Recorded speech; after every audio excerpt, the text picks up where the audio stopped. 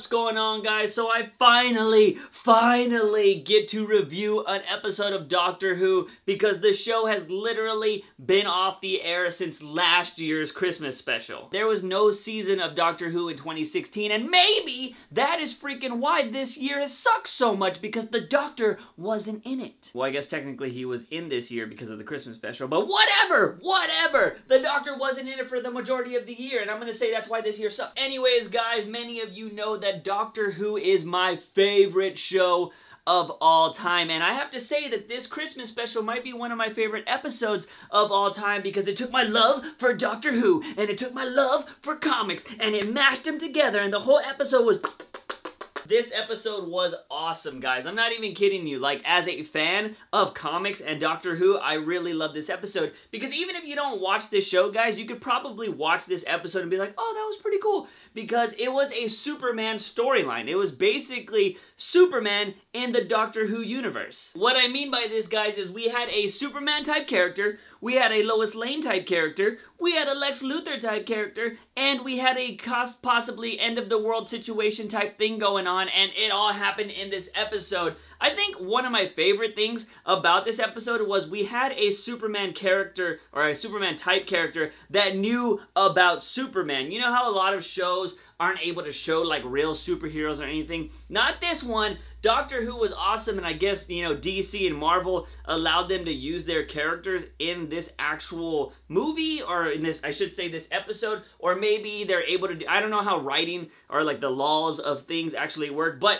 in this episode, there is a little kid, right? And the doctor is talking to this little kid, and when they're talking to him, he goes into his nerd room, and it's pretty much like this. Like, the room has all of this random awesomeness on the walls. You see Batman posters, Superman posters, Avengers posters. It was just like, I was like, that kid is awesome. Well, in Doctor Who type fashion, the Doctor always has to explain what he's doing because people are always confused. Well, he's talking to Grant, who is the kid, and he's explaining that he's building this thing to save the world and all this jazz. Well, Grant is sick in this episode, and the Doctor hands him a glass of water and this little ruby kind of pill thing. Grant drinks it when he wasn't supposed to, and the Doctor, this is what I love about him, is he's the smartest being in this whole freaking universe, but sometimes he's just so clueless to human, like, decisions or human, like, logic sometimes, and he's just like, what? This pill that he drank or whatever is supposed to be something for the Doctor Who's plan, or for the Doctor's plan. Sorry, I haven't freaking talked about this show in a while,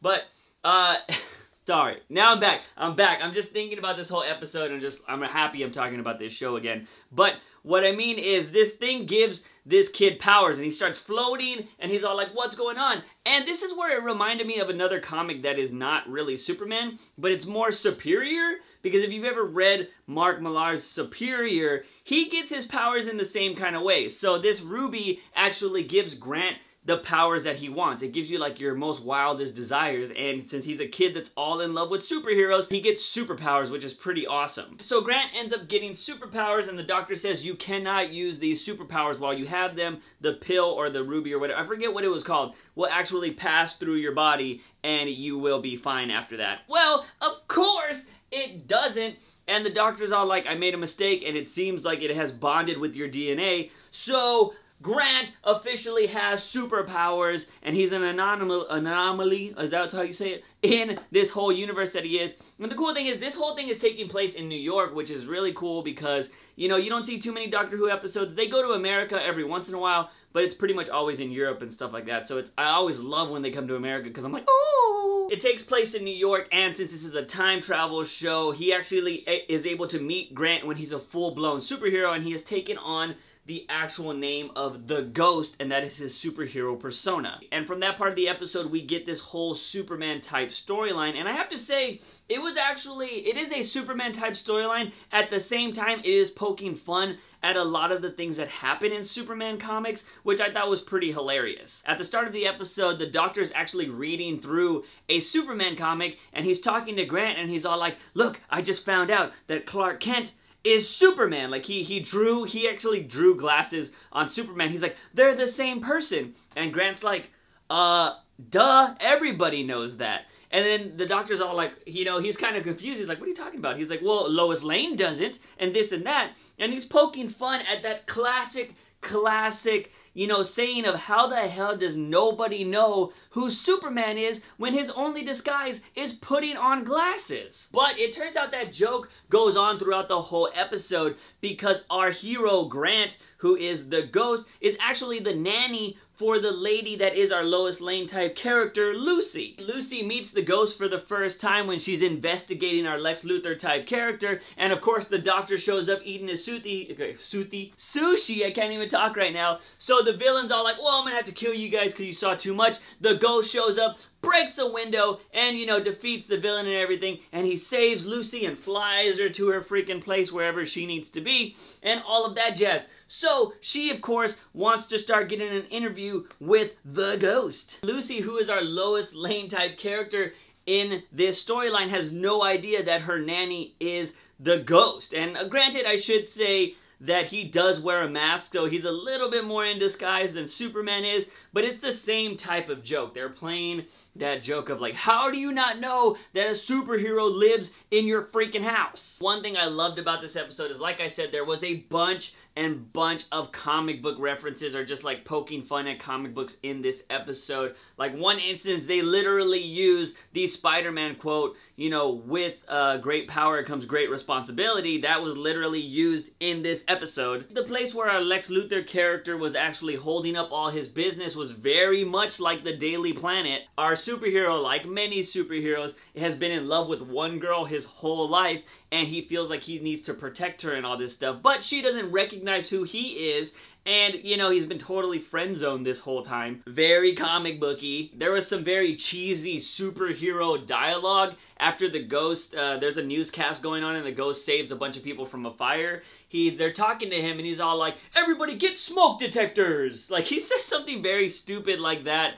in this show, and that is something that used to happen a lot in the very, very early years of comic books. It was very like PSAs of don't start forest fires kind of shit like that. So, you know, this episode was just really fun if you were a comic book lover and a person that loves Doctor Who. And there was actually a really cool comic book opening to the episode that I thought was pretty awesome. I mean, anything just in comic book form, I love. Totally almost forgot that there was a Pokemon reference in this episode. Now, I don't really know if it was, I believe it was Pokemon Go that that was the reference that was going on with this. But there is this scene where the Doctor has to go to the Tokyo branch of the business that they're trying to like corrupt or whatever, or they're trying to figure out this master plan. They go to the Tokyo branch and they needed a distraction, so the Doctor is all like, you see everybody screaming and running down to some place, and the guy that's working with the Doctor is like, what did you do? And he's like, I released a whole bunch of Pokemon in the lobby. And I was just like, yes! Like, I love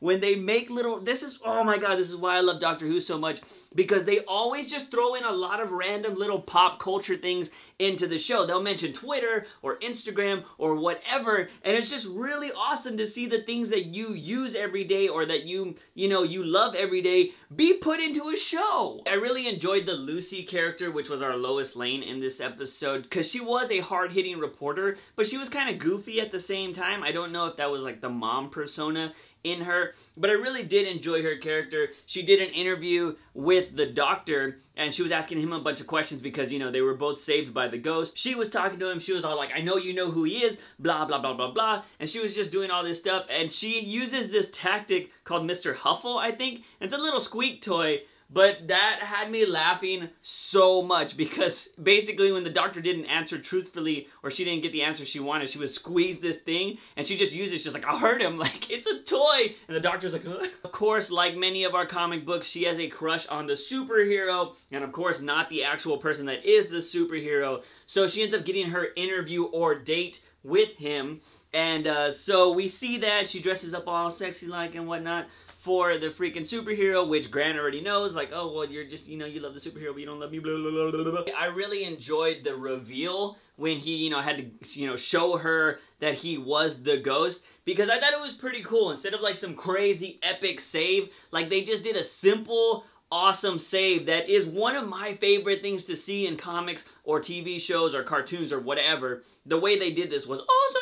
Now, to set up what happened, the Doctor, of course, was working his magic during this whole episode, trying to figure out why these people are trying to take over the world or whatever, the Lex Luthor type characters. He goes up to this spaceship that has been freaking generating power or whatever, and what they're gonna do is they're gonna drop this spaceship on New York City, and the freaking building that they are in, the Daily Planet type building, is gonna survive the blast, and what they want to do is to have all of the rich American leaders and world leaders go to this one building and survive there, and that is where they're gonna take over all of their brains, and they're gonna control the world with that way, with all the powerful leaders and whatnot. So, of course, the Doctor's all like, well, that ain't gonna happen, and he causes the plane to drop, and they need a way to save it. So the Doctor ends up talking to Grant. Of course, he's the only one that's able to hear the frequency because he's got supersonic hearing like Superman, and he has to save the day by revealing that he's the ghost when he's on top of this rooftop with Lucy when they're held hostage, and he freaking ends up catching the damn spaceship with one hand,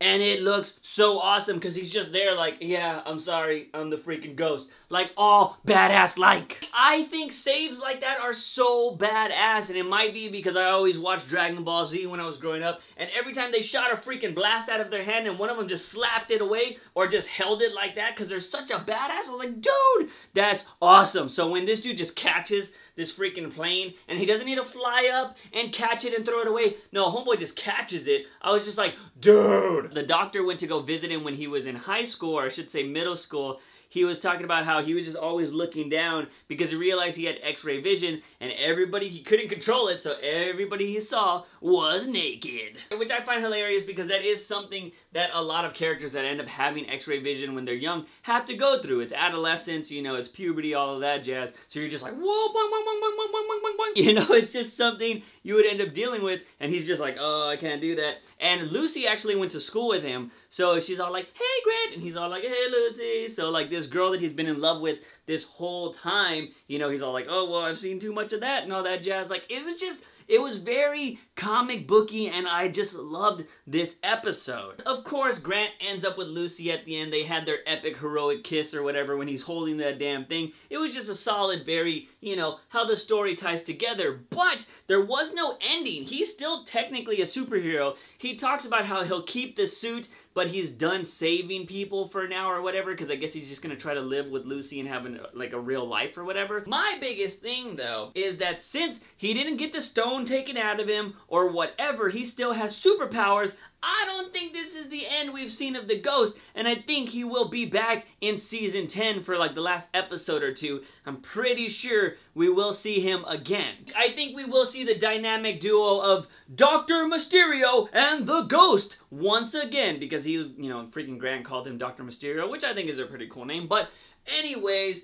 with our hero set in place, and you know, the Doctor has to do something new, I think we also have our villains that are going to be the big thing. Because if you guys have never ever watched Doctor Who, what happens during a season is there's one main villain. Sometimes the villain will stretch over like 3 seasons like it did during the Amy Pond era. But, you know, I think that's one of the biggest things is, like, I love about Doctor Who is the villains are really cool. And like I said, they stretch through a whole season. It's not like when you see superhero shows where there's a villain for the first half or something like that. You know, it's just changing. This one's one solid villain, and they have all these mysteries through every episode that tie them together. I think the villains in this episode are going to be our main villains coming for Season 10. For those of you that actually watched Doctor Who, how did you feel about the whole River reveal? I mean, we've been through all of this. We kind of knew. We saw the last Christmas special, but I thought it was just pretty, I think it was pretty awesome. I completely just forgot about that, because remember the time, you know, things, it's just all craziness, but like, it was awesome. I mean, I really liked it. River was actually one of my favorite characters. I really do love the River storyline, but it was just weird for them to finally put an end to it. I think that will actually be the last time that we ever see River Song in this show, because she said she knew all of his faces. We know that she didn't know him in the last episode. I think the only way you could ever bring her back is if you maybe bring like Matt Smith back to have an episode or something like that, because I don't know if you can do anything else with a newer face Doctor. I mean, maybe you could do it with Capaldi again, but I just don't believe that they're going to do that. So the River Song storyline is officially over, and Stephen Moffat said that he was actually thinking about quitting, or not quitting, but that he thought that that Christmas special was going to be his last episode, so he wanted to end the River Song storyline with that, and he thought that would have been his perfect send-off. But now that he's doing another whole season, it's going to be pretty interesting to see how he closes out his career. So I also really enjoy that they're bringing back Nardole? I don't know how to say his freaking name, but I'm glad that they're bringing him back, and we are going to get a new companion once this new season starts up. And I always loved the dual companion mentality. When it was, you know, David Tennant, he had Rose and Captain Jack. Like, I loved that pairing. When it was Matt Smith, I loved him. I loved freaking Amelia and Rory. Like, I love the dual pairing. So seeing that Capaldi's actually going to get a dual companionship, that's going to be pretty awesome. I'm really excited for this upcoming season. And I'm just so glad Doctor Who's back. Oh, and being able to see the freaking new Sonic, like, oh man, I don't know if we saw that in the last Christmas special, or is that when he got his new Sonic? I don't know. But I don't really remember seeing that in action, but seeing it in action on this episode was really great. And I'm just so glad Doctor Who is back. Anyways, guys, let me know if you're Doctor Who fans, if you've never seen the show, if you plan on seeing the show, let me know in the comment sections down below. Guys and gals, if you like this video, give it a thumbs up and share it with all your Doctor Who buddies. Don't forget to hit that subscribe button for all things nerdy and geeky on this channel. As always, I'm your host, JUICEbox. Remember, when you wake up in the morning, ask yourself something. Have I had my daily dose of juice? See you guys next time. Bye!